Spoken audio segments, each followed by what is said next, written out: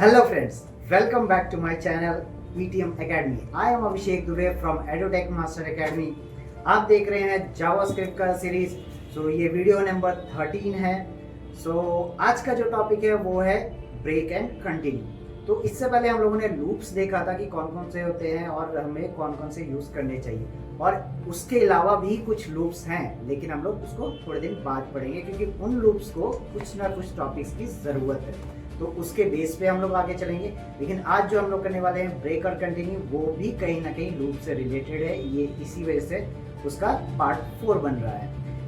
बिना किसी देरी से चलते हैं हम लोग। Let's get started.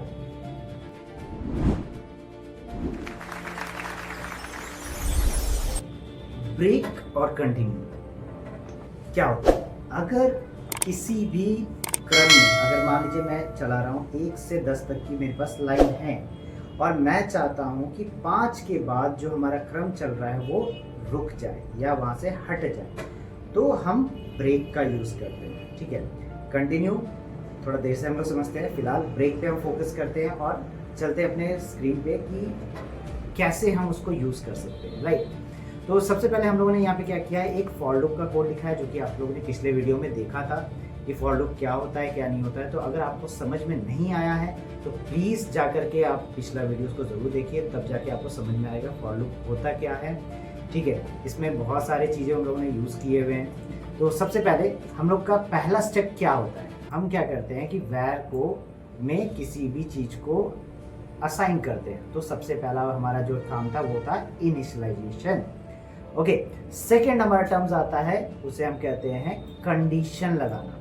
राइट, यहाँ पे हमने कंडीशन लगाया। हमने क्या कहा है कि ये 1 से आप शुरू करिए और तब तक चलिए जब तक आपको 5 ना मिल जाए। ठीक है, और ये क्या हुआ, इसे हम कहते हैं इंक्रीमेंट, क्योंकि हमारे को 1 को आगे बढ़ाना है। नहीं बढ़ाओगे तो 5 तक तो कभी पढ़े मतलब जाएगा ही नहीं, तो वहाँ पे आपका कहीं ना कहीं वो कोड इन्फिनिटी पे चला जाता है। तो अब हम क्या करते हैं, सबसे पहले एक कंडीशन लगाते हैं। वो क्या करते हैं, इफ।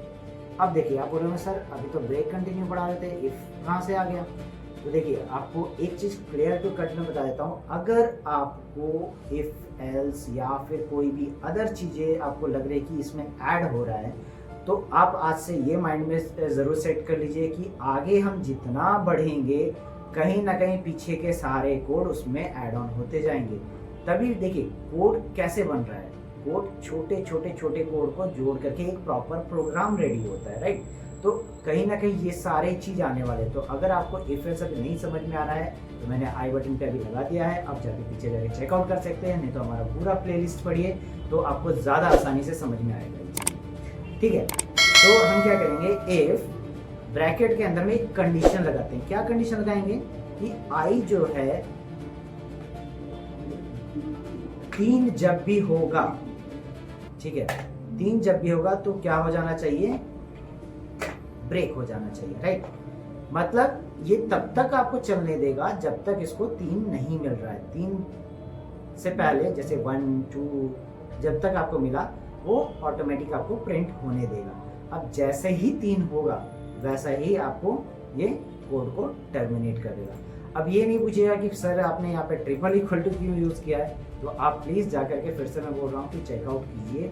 मैंने ऑपरेटर में बहुत ही अच्छे तरीके से इसको समझाया है कि कैसे मतलब क्यों यूज़ किया जाता है, क्या रीज़न है। ठीक है, हम आगे बढ़ते हैं। अब मैं सेव करता हूँ और इस कोड को रन करता हूँ। तो रन करूँगा तो आप ध्यान से देखिए यहाँ पे क्या प्रिंट हुआ है, 1 और 2। क्लियर? तो ये समझ में आया क्यों? क्योंकि मैंने यहाँ पे बोला कि भैया 3 जैसे ही मिले तो आप क्या करो, कोड को एग्जिट कर दो, मतलब वहां से टर्मिनेट कर दो। तो सिंपल थॉट ये था। अब आता है सेकेंड में कंटिन्यू। अब देखिए कंटिन्यू का ये बेनिफिट है अब कि अगर हम 1 से लेकर 10 के क्रम में चला रहे हैं और बोलते हैं कि भैया 5 जब भी आए तो आप उसके बाद कंटिन्यू कर जाइए, तो अब बोलिए सर ये तो जनरल सी बात है, वो नॉर्मल भी बढ़ ही रहा है, आप उसके बाद भी बोले कंटिन्यू कर जाए। तो अभी कैसा है ना कि कई बार कुछ ऐसे कंडीशन आते हैं कि जहां पे मुझे प्रॉपर्टी सिर्फ 5 पे ही प्रिंट करना हो, राइट, और बाकी सब पे प्रिंट नहीं करना है, या फिर बाकी सब पे प्रिंट करना है और 5 पे प्रिंट नहीं करना है। तो ऐसे केस में हम कंटिन्यू का यूज करते हैं। तो अभी अगर मैं यहाँ पे मान लीजिए मैं कंटिन्यू लगा देता हूँ, ठीक है, कंटिन्यू लगा देता हूँ। तो कंटिन्यू क्या करेगा, सिंपल थॉट है, बहुत सिंपल सा लॉजिक है। ये हमारे को प्रिंट करने देगा, लेकिन जब इसको 3 मिलेगा तब ये उसको स्किप कर देगा। 1 2 आएगा आंसर में, 4 5 आएगा, लेकिन 3 को स्किप कर देगा। अब आप देख सकते हो, मैं इसको रन करता हूँ और आप देखो यहाँ पे 1 2 4 5, राइट, 3 को स्किप कर दिया। तो कंटिन्यू का यही पैटर्न है कि वो उस पर्टिकुलर चीज को स्किप कर देता है जिसके लिए आपने उसे कॉल किया है। तो समझ में आया आपको? बहुत अच्छे तरीके से समझ में आ गया होगा। अगर नहीं आ रहा है तो आप प्लीज कमेंट सेक्शन में जरूर पूछिए मुझसे कि सवाल, कि ताकि मैं आपको उसका जवाब दे सकूं और आपको कहीं भी इशू आए तो मैं आपको सॉल्व करके बता सकूं। ठीक है, सो आज का टॉपिक ब्रेक और कंटिन्यू यहीं तक था। सो मिलते हैं हम लोग नेक्स्ट वीडियो में। सो गाइज मैं आप लोग से प्लीज रिक्वेस्ट कर रहा हूँ कि शेयर सब्सक्राइब लाइक जरूर करें and don't forget about the hit the bell icon. Bye bye.